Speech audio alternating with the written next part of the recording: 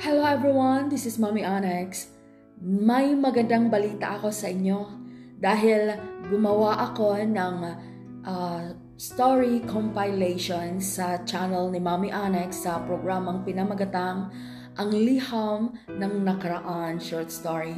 At naway, hindi kayo magsasawang pakinggan o panoorin ito dahil meron kayong mapupulutang aral sa bawat story na aking inilabas o aking dinadrama o binigyan ng buhay ang bawat message o liham na ipinadala sa channel ni Mommy Onyx. Kaya maraming salamat sa inyong lahat. Hindi ko na patatagalin. Ibigay ko na sa inyo ang compilation story na aking ginawa. Kaya sana magustuhan ninyo. Maraming salamat at mag-iwan lang po kayo ng comments sa comment section upang makita ko ang inyong reaction or komento tungkol sa story na aking inilabas sa compilation. Maraming salamat sa inyong lahat. God bless everyone. I love you all. Bye.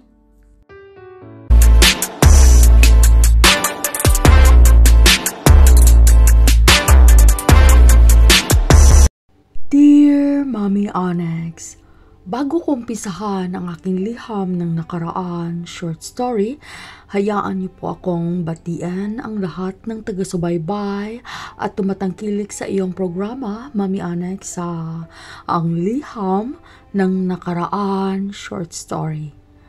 Tawagin niyo na lang po ako sa pangalan na Teresa na taga Tagbilaran City, Bohol.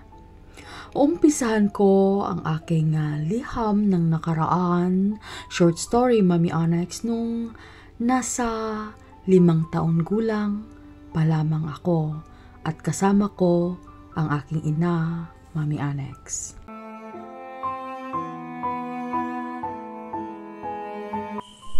Nanay? Matulog na ho ba tayo, Nanay? Ay, oo, Teresa. Kailangan na natin matulog. Kasi nga, malalim na ang gabi. Ano pa bang gusto mo, ha? Papatayin ko na yung gasera. Ay, madilim na sa kapaligiran. Kaya magpapahinga na rin tayo. Sige, Nanay. Ilalatag ko na yung banig natin, Nanay, ha? Pero maraming lamok, Nanay. Ikaw na lang yung mag-ayos ng kulambo natin, Nanay, ha? Nasya, sige anak. Ayusin mo na yung unan natin at nang maisabit ko na tong kulambo. Sige, mahiga ka na rin. At ako'y pagkatapos kong isabit tong kulambo ay papatayin ko na yung gasera at mahiga na rin ako katabi sa'yo, ha? Oo ho, Nanay. Tapos na ho. Halika na dito sa tabi ko, Nanay. Dito ka na. Andyan na. Malapit na akong matapos dito magsabit ng kulambo. Ay, usog ka doon. Paano ako higa kung inukupa mo lahat? Halika na, Nanay. Umusog na ako. Ay, nahala, sige. Gusto mo ba kantahan mo na kita? Opo. Ang anak ko talaga. Nahala, sige. Ipikit mo na yung mga mata mo para kantahan na kita. Ay, pero parang may nakalimutan ka. Asaan ang halik ni Nanay? Oo, Nanay. Love you, Nanay. I love you too. Kantahan mo na ako, Nanay. Oh, sige na, anak. Ipikit mo na yung mga mata mo at kantahan na kita, ha? Ayan. Ili-ili, tulog anay, wala diri, imo nanay, kado tienda, bakal papay, ili-ili, tulog anay.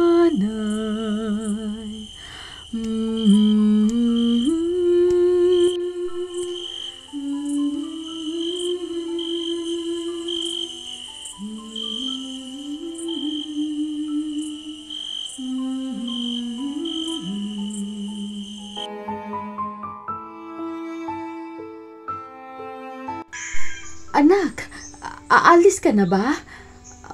Hindi mo ba dalhin yung niluto ko na pang tanghalian mo? Para makatipid tayo, anak. Kailangan mong dalhin ito. Alam mo naman na nag-iipon si nanay kasi papasok ka na ng kolehiyo sa susunod na pasukan. Ay, anak, tulungan mo naman ang nanay. Nay, ayoko na magbaon sa school. Malaki na ako. At saka, nakakahiya. Ano ba na yung niluto mo? Alam mo, tinutukso na ako sa school. At saka, huwag kang pumunta sa school, ha? Ay, sige na, Nay. Teresa, alis na ako. Hindi ka ba lang magmano sa akin? Anak. Nay, ano ba na yung kaartihan mo? Hindi na uso yung mano-mano, no? Sige na ho. Alis na ho ako. Sarap nang wag nang umuwi dito sa bahay na to. Bakit ba kasi siya naging nanay ko? Pwede palang mamili ng magulang. Hindi ko pipiliin ang nanay kong yan. Kaya nakakahiya. Meron gustong manligaw sa akin, gustong pumunta sa bahay, pero nakakahiya. Wala sa ayos yung nanay ko.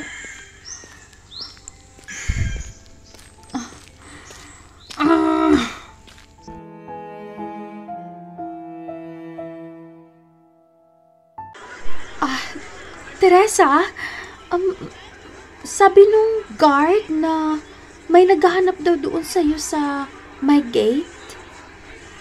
Ha? Sino namang maghahanap sa akin? Aba, baka may manliligaw ka. No. It's not a guy. Alam mo, isang babae na medyo gusgusin, na mahaba ang buhok. Pero maganda siya. Pero wala lang sa ayos. Medyo, alam mo yung mahirap at dugyot. Yun. Ha? Oh my God. Hindi kaya ang nanay ko? Di ba sinabi ko sa kanya na huwag pumunta dito? Oh my God. Puntahan mo na kasi, Teresa.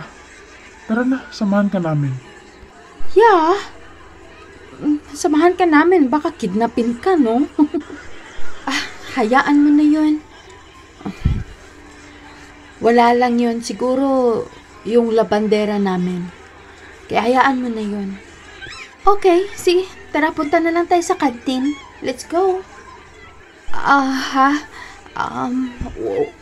Wag na. Busog pa kasi ako eh. Sige, kayo na lang. Dito na lang ako. Total, malapit na rin matapos yung break time natin. Papasok na rin tayo at kailangan ko rin mag-aral. Okay? Well, okay. Anyways, pwede ko bang makuha yung number mo? Ever since hiningi ko yung number mo, Teresa, hindi mo pa rin sa akin binigay. Sige na, para pag gusto na kong mag-aral, nakasabay ka. So, I can call you anytime? Sige. Saglit, kukunin ko yung cellphone ko. Ito yung number ko. 9. Ew, girl! Ano ba yung cellphone mo? Keypad? Excuse me. Hindi ako nakipagkaibigan sa mga taong keypad lang ang afford. Diyan na nga kayo? Oh, no. Annabelle,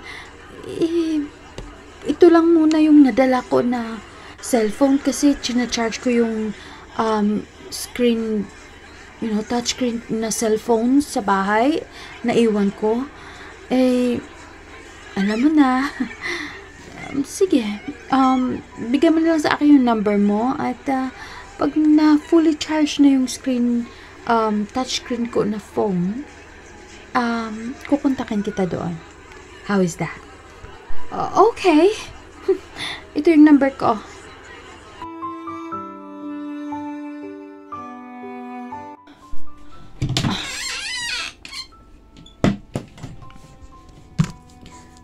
Nay,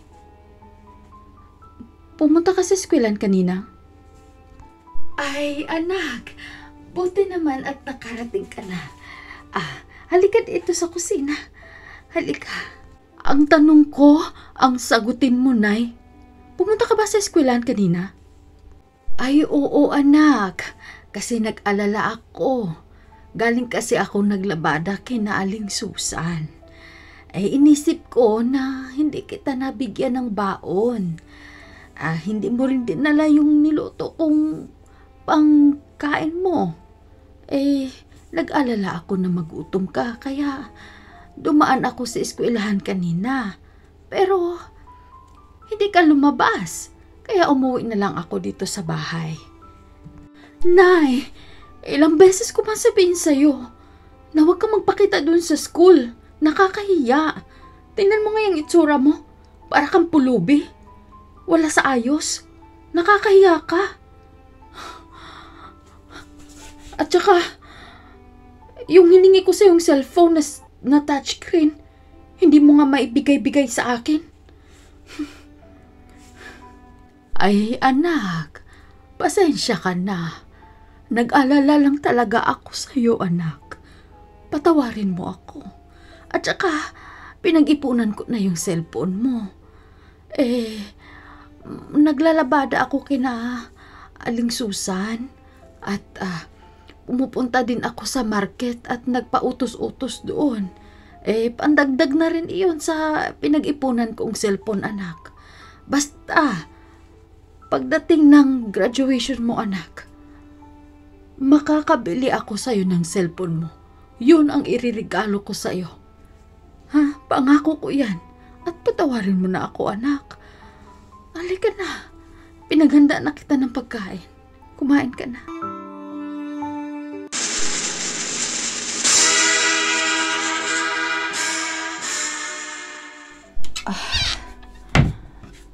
Nasaan na ba si nanay? Oh, wow!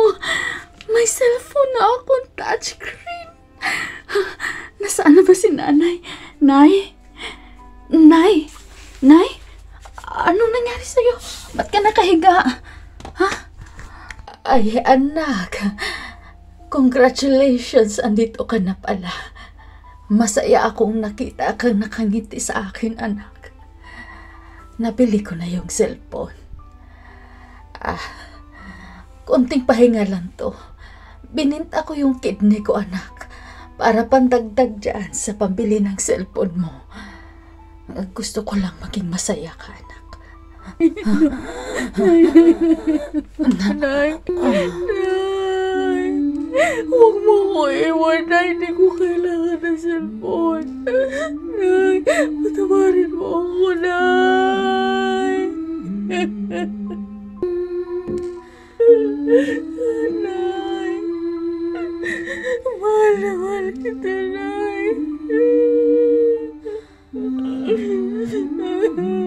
Ayan, kung bago pa lang po kayo sa aking channel, huwag po kayong makalimot sa pag-click like, subscribe, share, and comments upang lalago ng lalago ang channel ni Mami Annex at ma-provide ko sa inyo ang napakagandang story na aking ilalabas dito sa aking channel. Maraming salamat sa inyong lahat. Kaya susunod na po ang susunod na story. Eto na! Dear Mami Annex, bago ko umpisahan ang aking liham ng nakaraan short story, hayaan niyo po akong batiin ang lahat ng taga-subaybay at tumatangkilik sa iyong programa, Mami Annex, sa ang liham ng nakaraan short story. Tawagin niyo lang po ako sa pangalan na Norman na taga Dumaguete, Negros Oriental. Minsan, Mami Annex, nasabi ko sa aking sarili na ganito pala ang pag-ibig. Ganito pala ang pakiramdam yung akala mo siya na ang taong nararapat sa pagmamahal mo.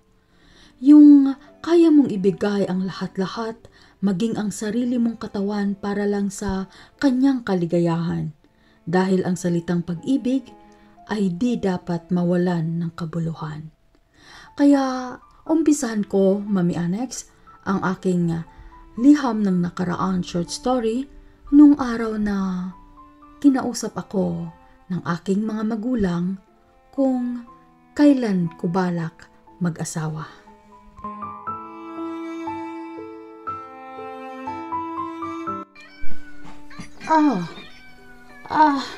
Norman, maaga ka yatang nagbihis.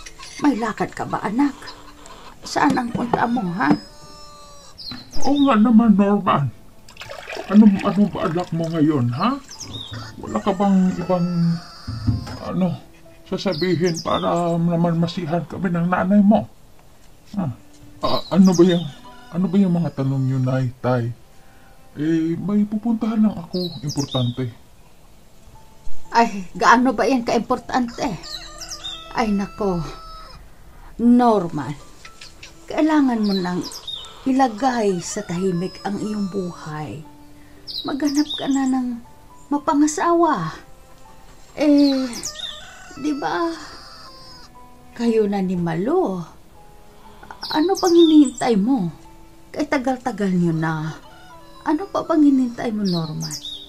Magpakasal na kayo. Ay nako, tumatanda na kami ng tatay mo. Kailan mo ba kami bigyan ng apo? Ha, Norman? Tama nga naman ang nanay mo, Norman. Mag-propose ka na kay Malu. Kasi medyo matagal na rin kayo. Diba? Nay, Tay, kaya nga ako pupunta ng bayan kasi kukunin ko na yung in-order kong singsing para kay Malu. Kasi mag-propose na ako sa kanya ngayong araw na to. Kaya pwede ba, Tay, Nay? Diskarte ko to. Huwag kayo mag-alala. Darating tayo dyan. Kayo talaga. Ay, mabuti. Mabuti. Sige, anak. Hintayin ka namin dito sa bahay. Kaya dito ka mag-propose, ha? Gusto naming marinig. Opo, Nay. Opo, Nay. Sige ho, aalis na ho ako. Nahala, sige. Lalabas na rin kami ng tatay mo. Pupunta kami ng merkado at bibili kami ng mga sangkap at lulutuin. Kasi kailangan meron tayong handa sa pag-propose mo mamaya. Kailangan meron tayong pagsalusaluhan. Hindi ba, Joseph? Tara na. Punta na tayo at sabay na tayong bababa sa anak natin. Halika na, bilis. Tara na, Nay. Nahala. Tara na tayo. Na. Halika na, Nasya, Joseph. sige. Tara.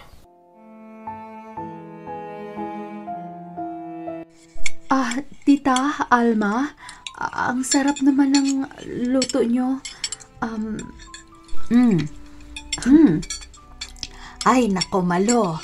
Lahat ng hinahanda ko ngayong gabi ay paborito lahat ni Norman. Tikman mo yung gabi na may gata. Paborito yan ni Norman. Tikman mo rin yung paksiw na medyo may maasim-asim. Paborito din yan ni Norman. At tikman mo yung adobong baboy. Ay, paborito din yan ni Norman. Lahat ng niluto at hinanda ko ngayong gabi, paborito ni Norman. Kasi, balang araw, yan ang ihahanda mo sa kanya. Hindi ba, Norman? Oo, Nay. Oo, Nay. Kain na ho tayo.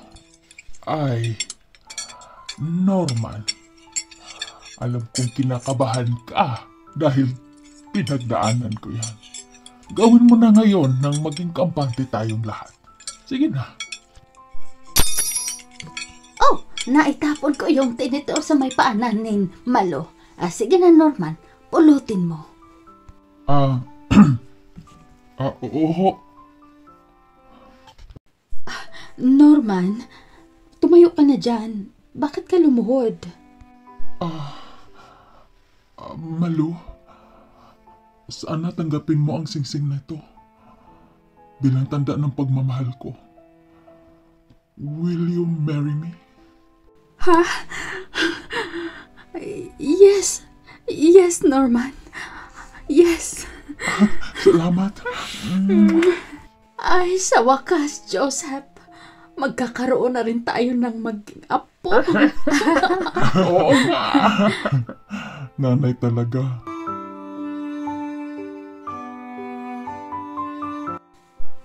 Norman, saan mo ba ako dadalhin? Saan ba? Saglit lang. Pikit mo muna ang mga mata mo. Huwag mong buksan. Ha? Pinakaba mo naman ako. Ano ba yan? Ayan, nandito na tayo sa harap. Count ako ng 1, 2, 3. Buksan mo yung mga mata mo. Wow! Ang ganda ng bahay.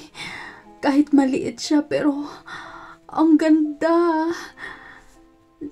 Kaninong bahay yan? Babe, Malu, pinaghandaan ko yan. Diyan tayo titira. Bahay natin yan. Total, doon din naman ang punta na ikakasal tayo. Habang pinag-ipunan natin yung pangkasal natin, gusto ko sana na mag-live-in na tayo. Para naman masulo na talaga kita.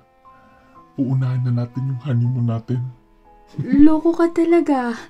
Sigurado ka na ba talaga? Sige, payag ako na mag-live-in na tayo.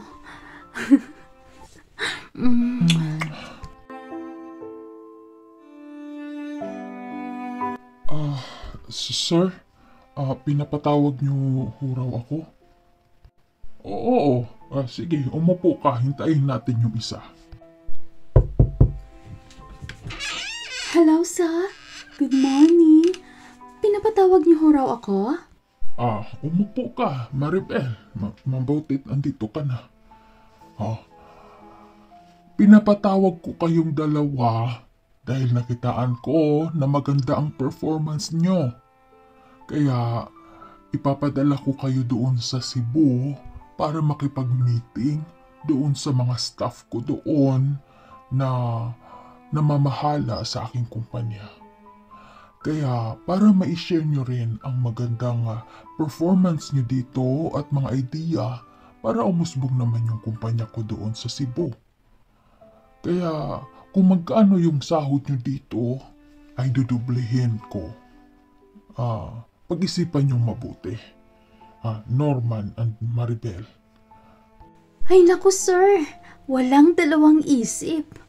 Papayag ako, sir. Norman, payag ka na. Kasi mas kailangan nyo ang pera ngayon, hindi ba? Dahil ikakasal na kayo ni Malu. So, wag ka na magdalawang isip. Pumayag ka na. Maganda nga yan, sir.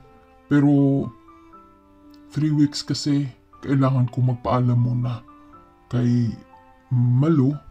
Kung papayag siya, okay ako, sir. Pero kung hindi siya papayag, I'm sorry, sir. Pero kailangan ko munang konsultahin si Malu. Ano? Norman, 3 weeks yun. Tapos kayo lang dalawa ni Maribel doon. Paano kung magkabalikan kayo? Paano kung mahulog ulit yung loob mo sa kanya? Ayoko. Babe, Malu, magtiwala ka sa akin. Past is past. At past ko na si Maribel. Siya ang nanloko sa akin. At pangalawa, meron siyang boyfriend. Kaya huwag kang mag-alala. Hindi kita ipagpapalit kanino man. Di ba? Hindi nga ako nagselos kay JV na ex-boyfriend mo. Kaya ganun ka rin dapat sa akin. Kasi ako, may tiwala ako sa'yo. Okay ba? Payagan mo na. Para naman makapag-ipon tayo ng malaki-laki para sa kasal natin. Sige. Payag ako.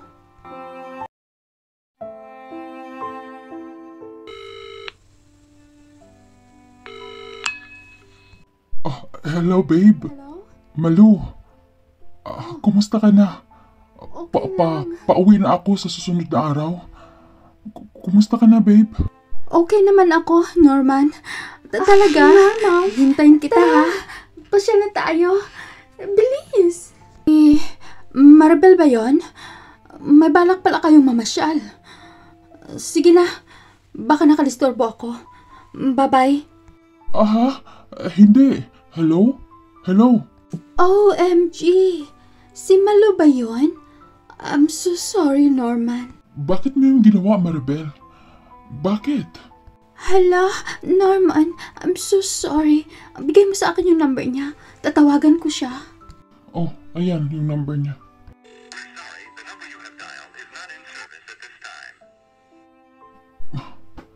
Wala na. Galit na yun. Alam mo naman na may pas tayo. Ex kita. Hindi ka talaga nag-isip. I'm sorry. I'm sorry.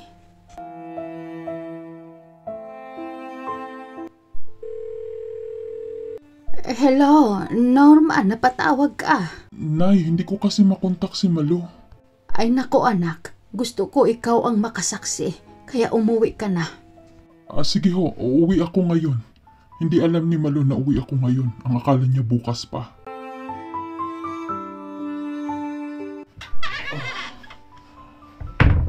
Bakit?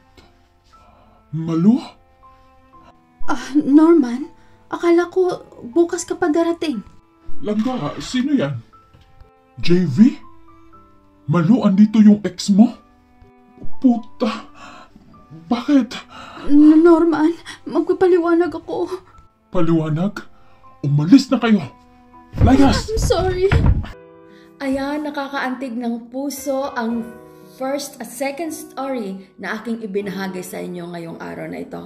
Kaya, punta na tayo sa susunod na story. Let's go!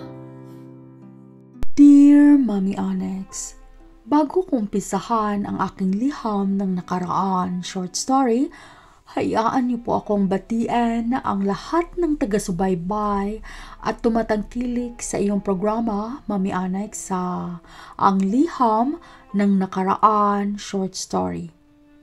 Tawagin niyo na lang po ako sa pangalan na Jonah na taga La Union.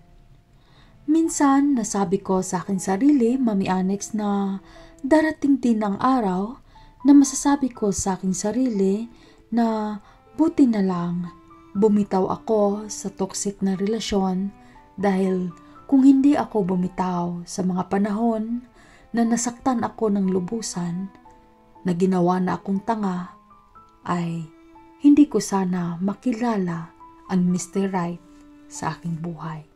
Kaya umpisahan ko, Mommy Onyx, ang aking liham ng nakaraan short story noong kinausap ako ng aking mga magulang, Mommy Onyx. Ay, Jonah, buti naman at gising ka na anak. Nahali ka dito. Sabayan mo kaming magkape ng tatay mo. Mayroon tayong pag-uusapan. Nay, tay, good morning. Ang aga naman ang pag-uusapan natin, Nay. Ano ba yun, tay, Nay? Ay, anak. Gusto ko lang malaman, ng nanay mo kung kumusta na kayo ni Alvin. Ha? Nay, tay, kaya aga-aga si Alvin yung topic natin. Bakit? Okay lang naman kami, Nay. Mamaya pala. Pupunta siya dito sa bahay, Nay. Tay, kasi mamamasyal kami ni Alvin. Okay lang ba yun, Nay? Tay? Sabihin mo na, Milona, nang malaman ng anak mo kung ano yung nakita natin kahapon. Ay nako, Eugene. Bakit ako ang kailangan magsabi?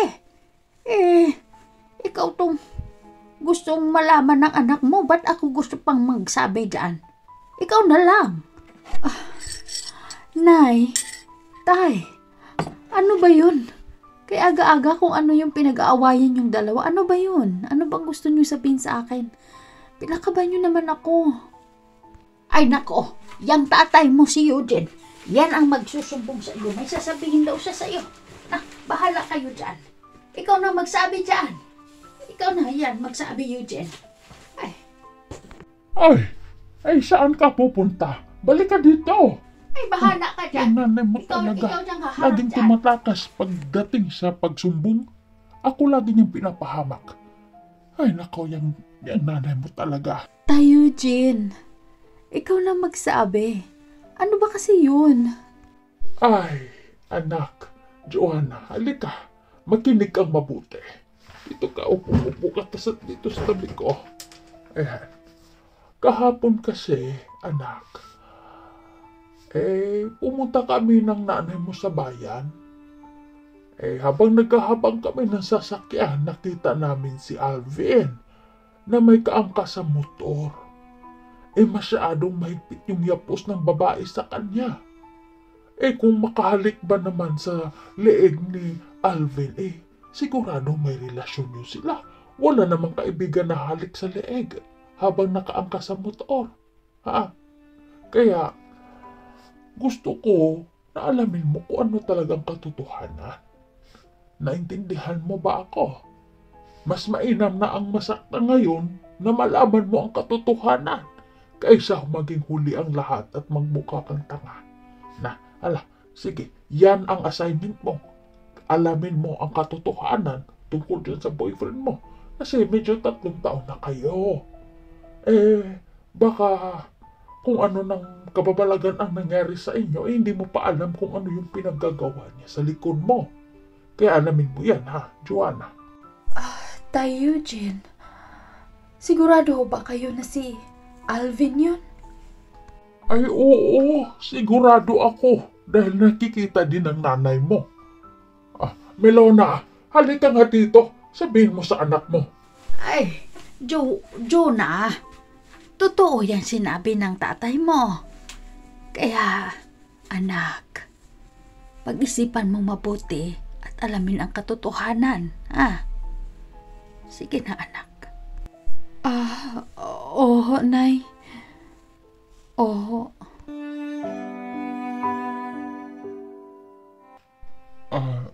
Jonah, bakit parang iba yung timpla ng itsura mo simula kaninang sinundo kita? May problema ba?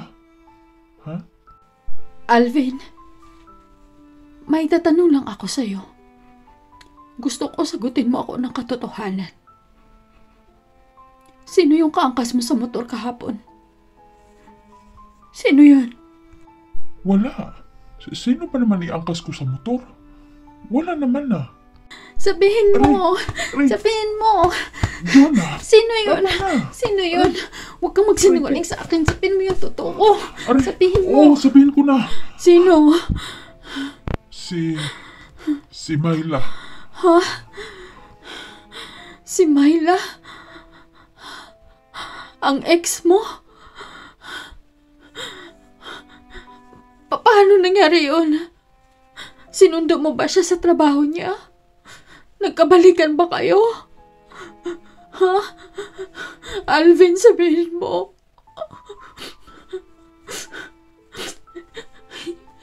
Kung nagkabalikan kayo, hindi naman kita pipigilan. Kung siya ang mahal mo, doon ka. Ipaubaya kita sa kanya. Huwag mo lang ako lukuhin na ganito, Alvin.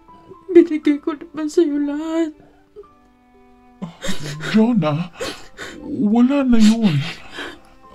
Nakita ko kasi siya na naghintay na sasakyan. Wala na kasi ang nasakyan. Alvin. Kaya nag-offer ako na pasakayin siya sa motor ko. Mahal kita. Ex ko na yun siya. Alvin. Huwag ka na umiyak. Mahal na mahal kita, Alvin. Mahal mo din ba ako? Oo. Mahal na mahal Rado kita. ka, ha? Kaya nga andito ako ngayon, hindi ba? 3 taon na tayo. Wala ka pa bang tiwala sa akin? Jonah, halika nga dito. Ito talagang mahal ko.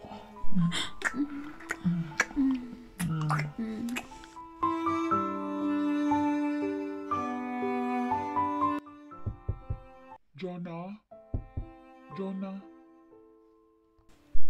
Andito na si Alvin. Pagbuksan ko siya ng pinto. Alvin. Halika, pasok ka. Nandyan ba sila, tita at tito? Kakaalis lang nila nanay at tatay. Halika, upo ka muna. Oh, bakit ngayon ka lang?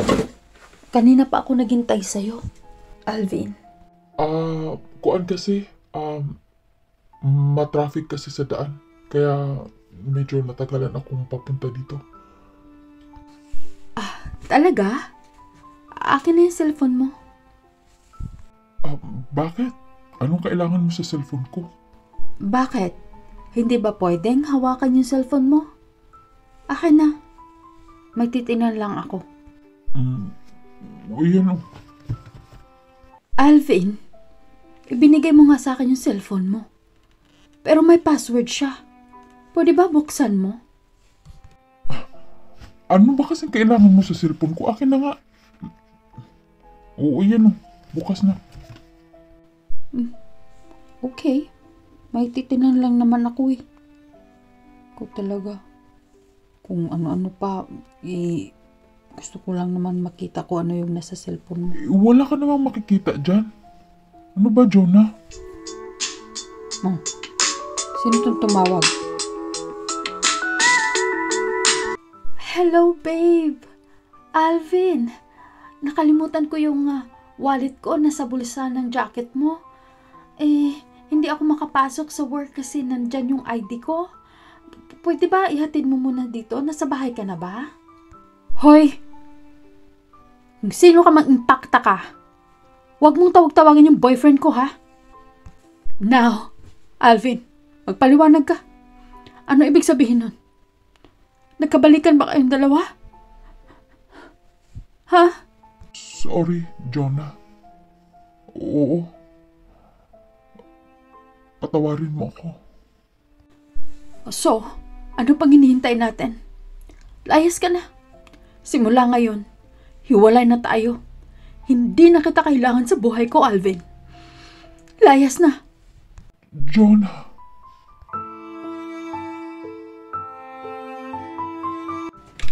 Ay, ang lakas ng ulan sa labas. Oh, Jonah, bakit ka nagmukmok dito? Ay, Eugene, yung anak mo pasok ka dito. Ay, parang nalugi ng ilang milyones. Anong problema mo, anak? Bakit parang namumugto yung mga mata mo? Ay, bakit ba? Oh, anong problema? Nay, tay, hiwalay na kami ni Alvin. Niloko niya ako. Ay, buti naman. Alam mo ba, ay Eugene, alam mo ba, bagay sa anak natin, si Ben. Bukas ipakilala kita kay Ben. Noon pa man ayaw ko talaga kay Alvin. Si Ben ang bagay sa iyo. Di ba? Di ba, Eugene? Ay, oo. Gusto ko si Ben para sa'yo, anak. Kaya huwag mong iyakan yung si Alvin. Mami Onyx, totoo nga ang kasabihan na kapag ikaw ay nasaktan sa unang relasyon, sa sunod na karelasyon mo ay totoong mamahalin ka at alagaan.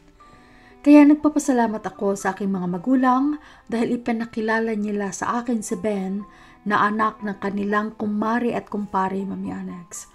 Ngayon, meron na kaming 2 supling at masayang magkasama bilang mag-asawa, Mami Onyx.